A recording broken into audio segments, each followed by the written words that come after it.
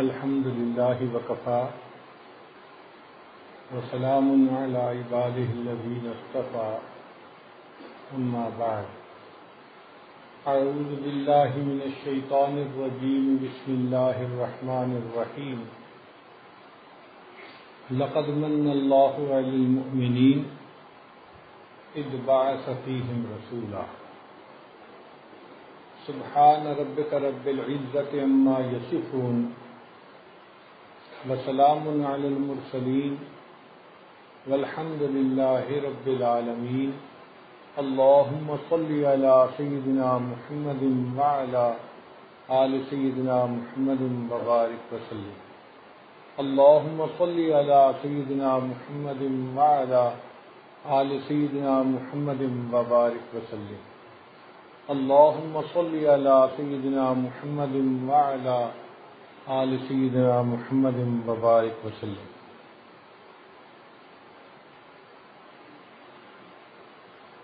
نبی علیہ الصلوۃ والسلام کے محاسن و کمالات بیان کرنے سے لغات عاجز ہیں۔ کوئی ایسی زبان نہیں جس میں وہ الفاظ ہوں جن الفاظ کے ذریعے سے ہم اپنے پیارے آقا صلی اللہ علیہ وسلم کی صفات کو بیان کر سکیں۔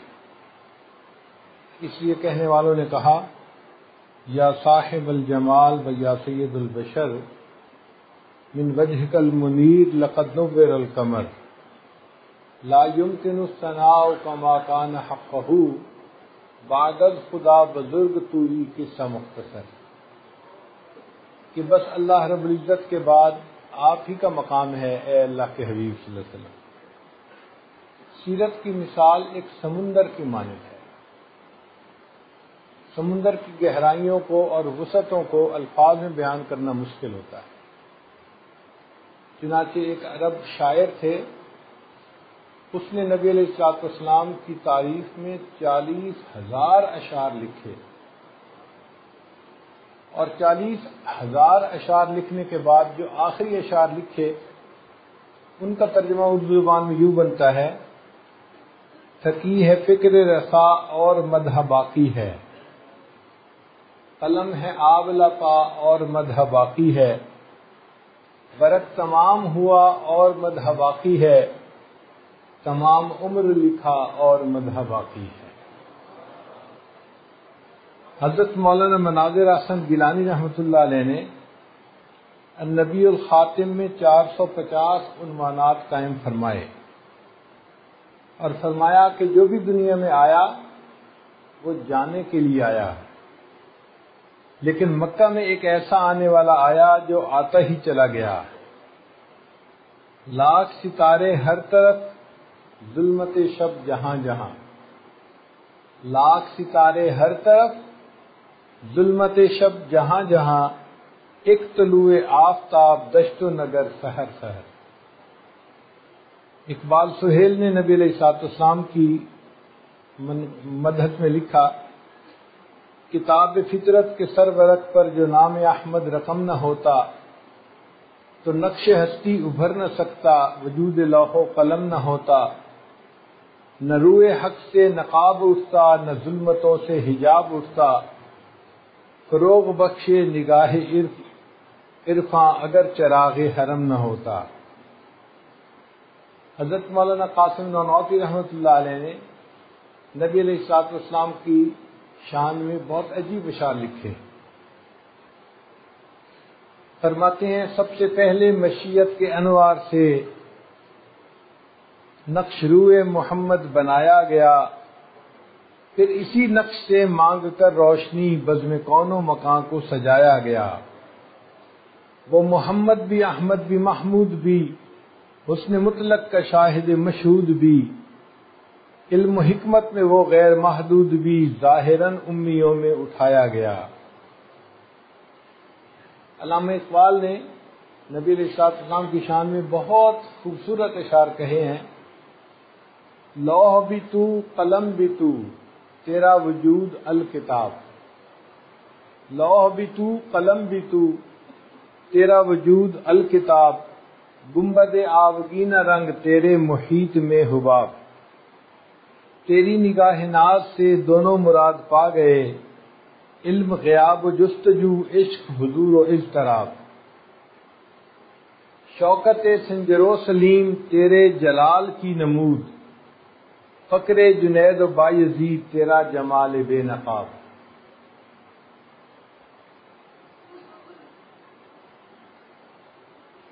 کہنے والے نے کہا ہزار بار بشویم دہن دمشق و گلاب، ہنوز نام تو گفتن کمال بے ادبی۔ اے اللہ کے حبیب صلی اللہ علیہ وسلم، اگر میں اپنے منہ کو ہزار مرتبہ مشک اور گلاب سے دھو لوں پھر بھی آپ کا نام نامی اس میں گرامی لینا میرے لیے تو بے ادبی کی مانند ہے۔ آج کی گفتگو کا عنوان ہے انتخاب لاجواب۔ انتخاب لاجواب۔ اب اس کو ایک مثال سے سمجھ لیجئے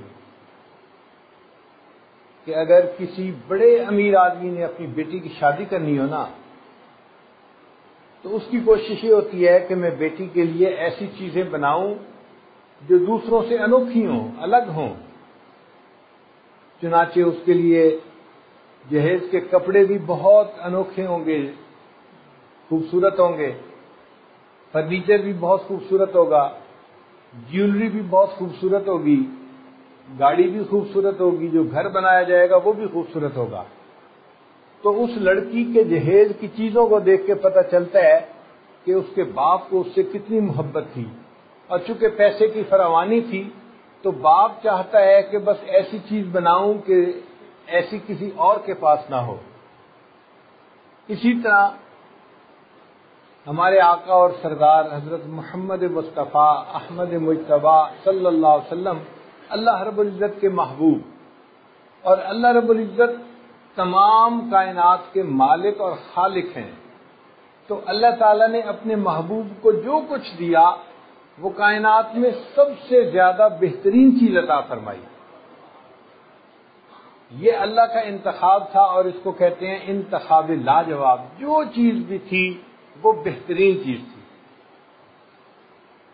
اگر کوئی بچہ دنیا میں پیدا ہوتا ہے اس کے لیے اس کی ماں دعا کرتی ہے، یا باپ کی دعا قبول ہوتی ہے، یا نانا نانی دادا دادی میں سے کسی کی دعا قبول ہوئی، یا والدین نے اللہ کے راستے میں خرچ کیا، کسی فقیر کی دعا قبول ہوئی، تو انسانوں کی دعائیں قبول ہوتی ہیں اور وہ بچہ دنیا میں پیدا ہوتا ہے۔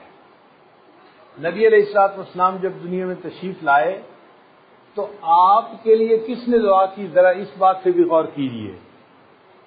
حضرت ابراہیم علیہ السلام نے دعا کی، اور حضرت ابراہیم علیہ السلام ابو الانبیاء تھے، انبیاء کے والد تھے۔ ان کی نسل میں 18,000 انبیاء پیدا ہوئے۔ اگر کسی نسل میں ایک ولی پیدا ہو نا تو اس خاندان کی بڑی عزت ہوتی ہے کہ یہ تو فلاں بزرگ کا خاندان ہے۔ اور ابراہیم علیہ السلام کی نسل میں 18,000 انبیاء پیدا ہوئے۔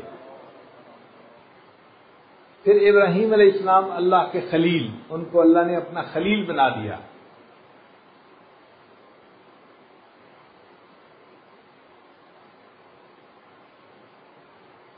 اللہ رب العزت نے انہیں فرمایا کہ میرے خلیل میرا گھر بناؤ، بیت اللہ کو بناؤ۔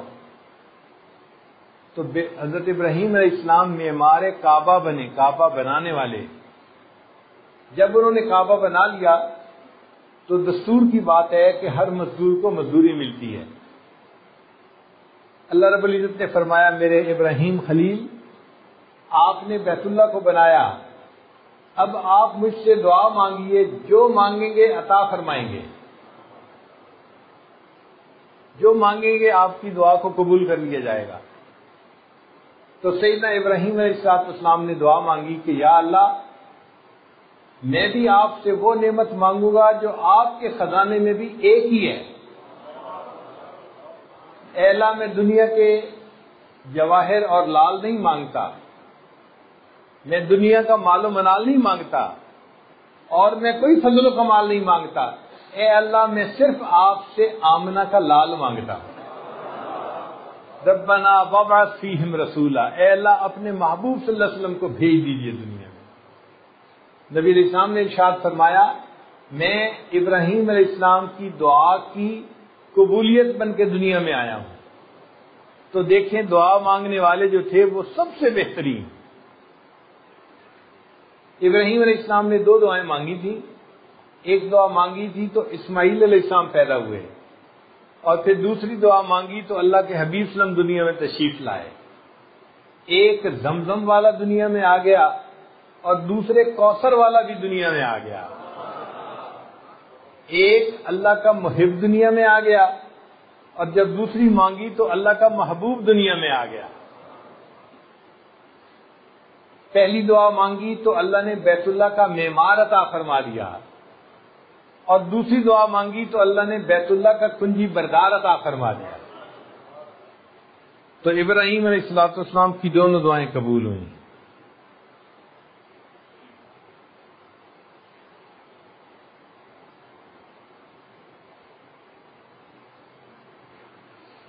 اسماعیل علیہ السلام جو تھے وہ ذبیح اللہ کہلائے، اللہ کے نام پر ذبح ہونے والے،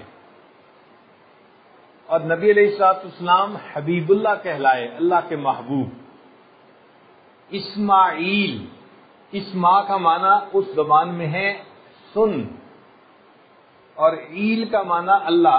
اسماعیل کا معنی اے اللہ سن، اور محمد صلی اللہ علیہ وسلم ان کا معنی کہ وہ شخصیت جس نے اللہ کی دنیا، جس کی دنیا میں سب سے زیادہ تعریف کی گئی ہو، یعنی پوری کائنات میں کسی انسان کی اتنی تعریف نہیں کی گئی جتنی